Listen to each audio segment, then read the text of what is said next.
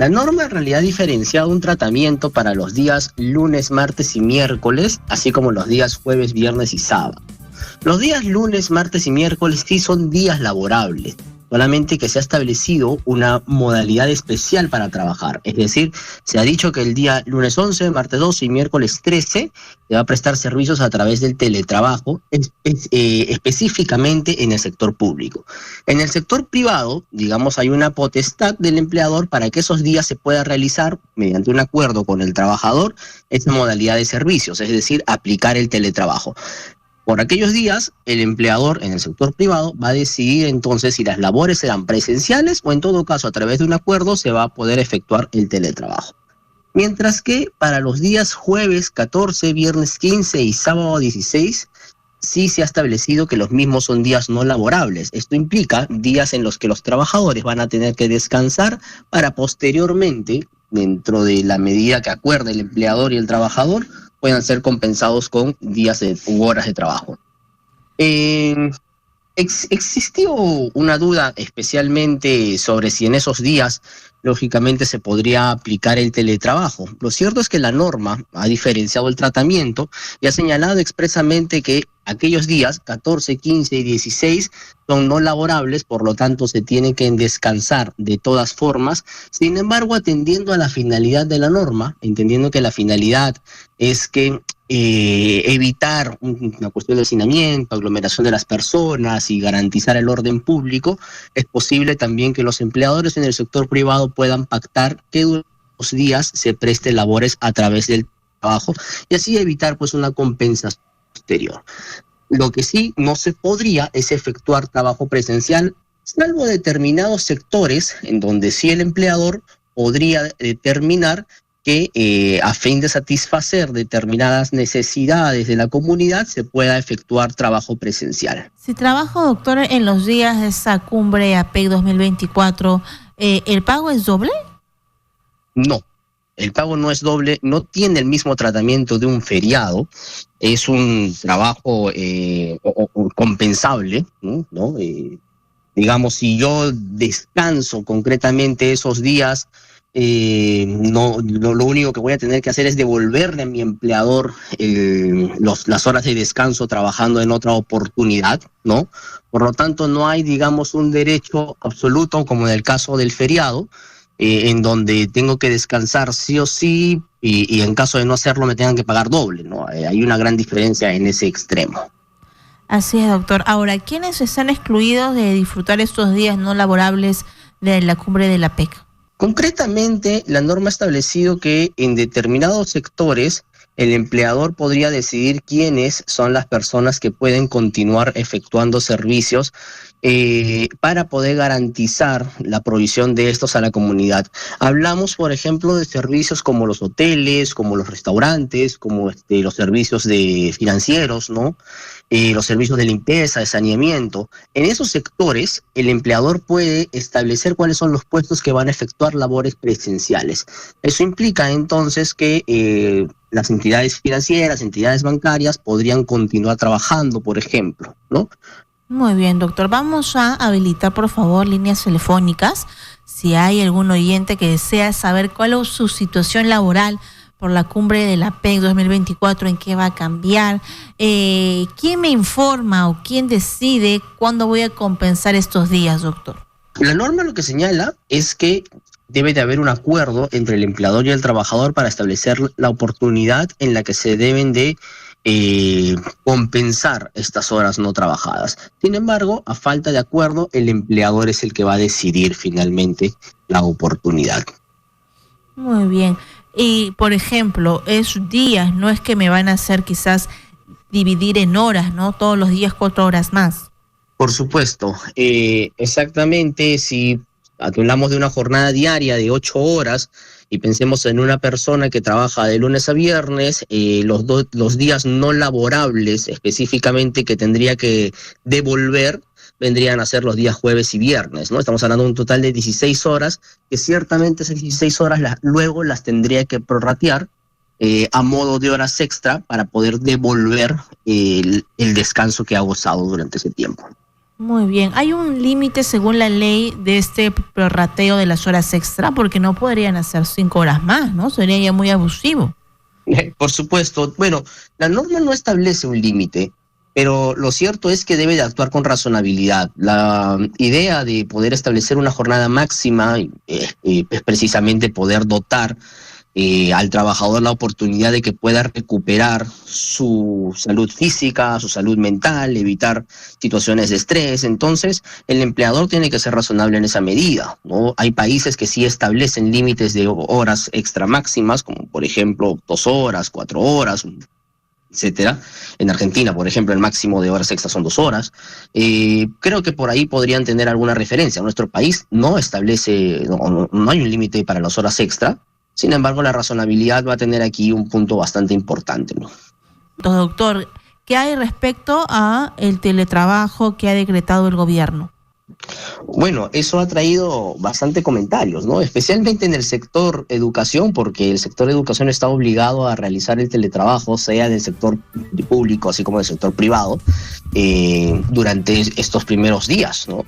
De lunes a miércoles es obligatorio, incluso un colegio privado efectúa el teletrabajo, a pesar que no todas las actividades económicas del sector privado tienen la misma obligación. Hemos visto que de lunes a miércoles es posible que el empleador incluso disponga que se ejecuten trabajos presencial. La norma no obliga a todo el sector privado a realizar teletrabajo. Solamente realiza teletrabajo si hay acuerdo. Tampoco son días no laborables, por lo tanto debe de entenderse que durante esos días sí puede haber un trabajo presencial. Pero lo llamativo es que en el sector educación hay un tratamiento distinto y de lunes a miércoles los colegios privados, ¿no? Las universidades privadas tienen que efectuar teletrabajo, ¿no? Y ahí algunas críticas seguramente a ese tipo de diferenciación que podría no ser del todo razonable. Pero bueno, son las reglas que se han establecido ahora, ¿no? Así es, doctor. Ahora, yo creo que la población no conoce a detalle sus derechos y deberes con el teletrabajo, ¿no? ¿Cuántas horas debe estar conectado, doctor? Bueno, la idea en este caso es que las personas que realizan trabajo presencial y que se encuentran sujetas a una jornada máxima, durante los días de la PEC puedan efectuar teletrabajo. Y esto implica entonces que trasladen el mismo límite horario que tienen en el trabajo presencial. El hecho de que realicen teletrabajo durante esos días no va a significar que en realidad puedan o deban de trabajar en una jornada distinta o incluso abusiva o excesiva, ¿no? Eso no quiere decir entonces que el empleador pueda disponer que trabajen de forma continua, que es un trabajador que tiene una jornada que culmina a las 6 de la tarde, el empleador no le puede estar escribiendo a las 8 de la noche, eso afecta su derecho a la desconexión digital, por ejemplo. En esta circunstancia, entonces, hay que tomar en cuenta el traslado o el cambio de modalidad que por una cuestión de necesidad, dado el orden público y las justificaciones que el gobierno ha establecido durante este tiempo, importa pues que se respete la jornada de trabajo. En primer lugar, ello. Ahora, lo que también corresponderá en esta circunstancia, porque hay una, necesidad específica de garantizar el orden público, según lo que el gobierno ha dictaminado, y consecuentemente muchos de los trabajadores posiblemente no tengan acceso a los equipos electrónicos para poder ejecutar el teletrabajo, dependerá entonces del empleador adoptar las medidas necesarias para dotar a los trabajadores de aquellos equipos que le permitan efectuar el teletrabajo, ¿no? ¿Qué sucede si ni el empleador ni el trabajador tienen entonces los herramientas o elementos necesarios para poder realizar teletrabajo? Bueno, de lunes a miércoles tendrá que haber trabajo presencial, jueves, viernes tendrá que ser día no laborable, el trabajador no podrá prestar servicios ni siquiera a partir del teletrabajo. Eso significa que el empleador no podría entonces obligar a la realización del teletrabajo durante los días no laborables, jueves y viernes, viernes y sábado específicamente, ¿no? Si es que el trabajador no tiene las herramientas necesarias para poder efectuar el teletrabajo. Claro, ¿no? Hay algunas actividades donde es imposible que lo hagan, de forma virtual. Van a tener que parar funciones, no hay de otra. por ejemplo, construcción civil, ¿no? ¿Cómo vas a construir una casa, un proyecto inmobiliario, un edificio desde la virtualidad? Por supuesto, ¿no? O los mismos conductores. Claro. También recibimos consultas en el caso de qué hacemos si de lunes a miércoles todas las actividades en una universidad del sector privado se van a suspender, los administrativos van a hacer teletrabajo, pero sucede que los conductores no pueden hacer teletrabajo. ¿Qué sucede con ellos los días lunes, martes y miércoles? Porque no pueden hacer teletrabajo y los días no laborables compensables solo han sido dictaminados para los días jueves, viernes y sábado. Ahí hay también, digamos, algunas suertes de incongruencias. Ellos no pueden realizar trabajo presencial porque las actividades dentro de la organización ya pararon. No pueden y no van a realizar actividad ni siquiera presencial y menos por teletrabajo. Entonces hay que elaborar ahí estrategias de compensación, de repente por aquellos días, lunes, martes y miércoles, podría celebrarse un convenio de licencia con el goce de remuneraciones debidamente compensable, buscar alternativas para finalmente evitar de que estos trabajadores también sean perjudicados con un descuento del día, etcétera, ¿no? Hay un impacto económico también, doctor.